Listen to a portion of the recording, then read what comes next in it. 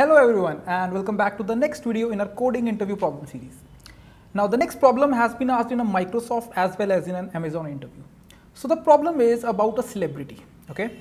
So there are n people in a party out of which one of them is a celebrity. Celebrity does not know any of remaining n minus 1 people but all of them know celebrity.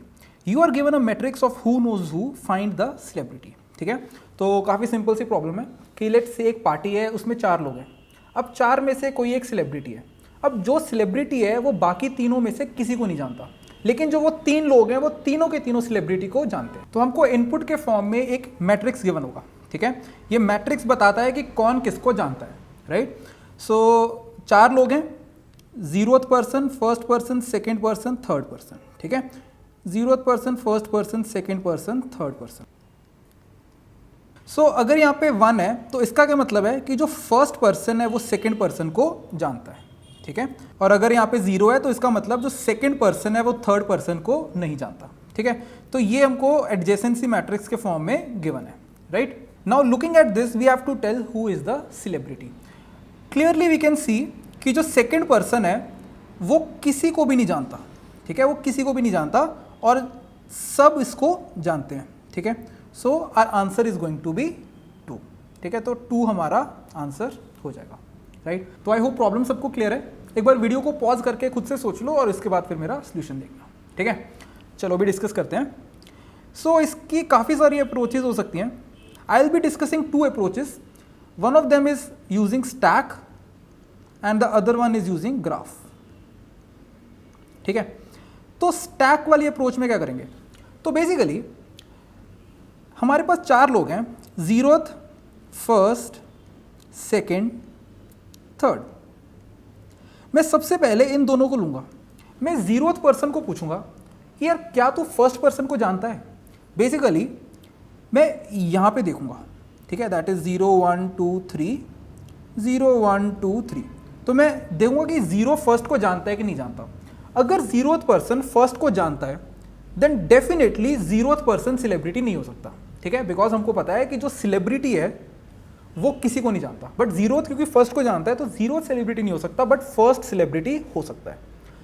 अगर 0th first को नहीं जानता तो first celebrity नहीं हो सकता because celebrity को सब जानते हैं. तो in that case 0th celebrity हो सकता है. तो एनीवेज दोनों ही केसेस में हम लोग 0 या 1 में से किसी एक को एलिमिनेट कर सकते हैं. ठीक है, तो अब समझ लो एल्गोरिदम क्या होगा हमारा. सबसे पहले हम लोग देखेंगे क्या 0th फर्स्ट को जानता है. इस केस में हम देख रहे हैं कि वो नहीं जानता तो डेफिनेटली फर्स्ट हमारा सेलिब्रिटी नहीं हो सकता. अब I will look at 0th and second.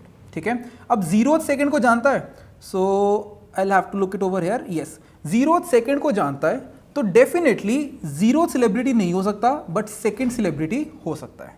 ठीक है, now I will look at second and third. क्या सेकेंड थर्ड को जानता है? सेकेंड थर्ड को नहीं जानता. राइट, सो डेफिनेटली थर्ड हमारा सेलिब्रिटी नहीं हो सकता. So there is only one option left that is second.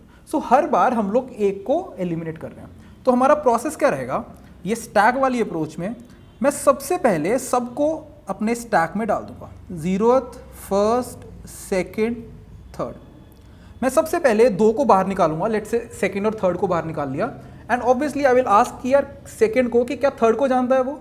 अब इन दोनों में से कोई एक अंदर वापस चला जाएगा स्टैक से और एक एलिमिनेट हो जाएगा. ठीक है, ऐसे करते करते n-1 एलिमेंट्स को हम लोग स्टैक से बाहर निकाल देंगे जो कि हमारी पॉसिबिलिटीज नहीं हो सकती.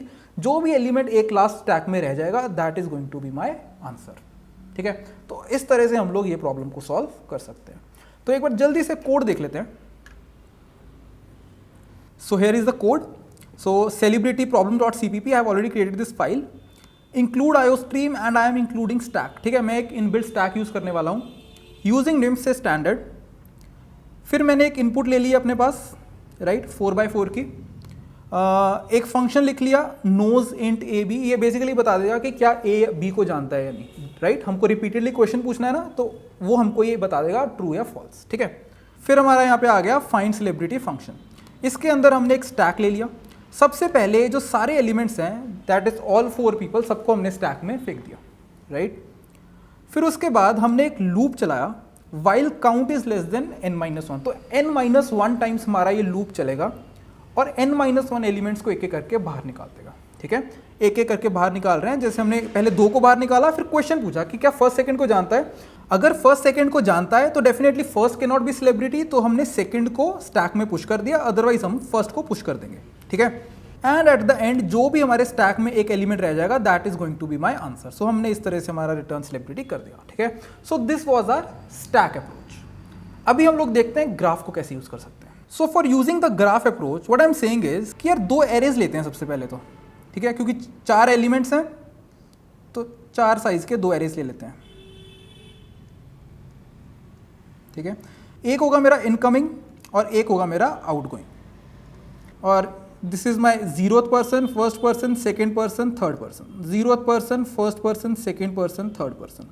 इनकमिंग का मतलब है कि इसको कितने लोग जानते हैं। लेट्स से अगर मैं सेकंड पर्सन की बात करता हूं, for second person actually 3 people know the second person, तो here I will have to put 3। ठीक है, अल्टीमेटली मैं ये चीज चाहता हूं कि यहाँ पे 3 आ जाए मेरा, कि 3 लोग सेकंड पर्सन को जानते हैं। ठीक है, आउटगोइंग का मतलब है कि ये कितनों को जानता है, right. So what I am going to do is कि मैं अपने पूरे मैट्रिक्स के ऊपर लूप लगाऊंगा एंड मैं अकॉर्डिंगली इनकमिंग और आउटगोइंग एरे को पॉपुलेट करता जाऊंगा। ठीक है, सो इनिशियली मैं सब में 0 0 0 डाल दूंगा। अब मैं जैसे यहाँ पे आया, ठीक है, अब 0 2 को जानता है। ठीक है, तो अब 0 के लिए जो आउटगोइंग है वो अपडेट हो जाएगी 1 एंड 2 के लिए जो इनकमिंग है वो अपडेट हो जाएगी 1। ठीक है, फिर हम यहाँ पे आए, first person knows the second person, तो आउटगोइंग यहाँ के लिए 1 हो गई एंड इसकी आउटगोइंग सेकंड हो जाएगी, राइट। फिर एक 1 हमारे पास यहाँ पे भी है। अगेन 3 के लिए आउटगोइंग 1 हो जाएगी एंड इसके लिए इनकमिंग 3 हो जाएगी। ठीक है, और जब हमने पूरे मैट्रिक्स के ऊपर लूप लगा लिया होगा, in the end we are going to check कि ऐसा कौन सा एलिमेंट है इसमें जिसका इनकमिंग वैल्यू n-1 है। ठीक है, n क्या है हमारा, number of people that is 4, जिसकी भी इनकमिंग वैल्यू 3 होगी, ऑल्सो जिसकी आउटगोइंग वैल्यू 0 होगी, मतलब वो किसी को नहीं जानता, that is going to be my celebrity.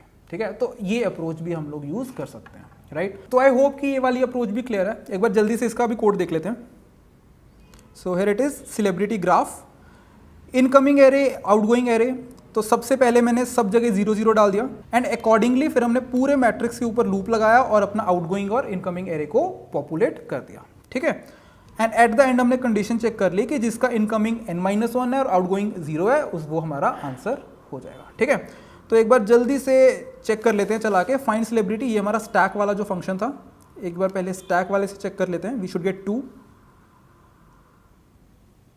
So we are getting 2 as our answer. और जल्दी से हमारा जो ग्राफ वाला मेथड है ये भी हम लोग लिख लेते हैं।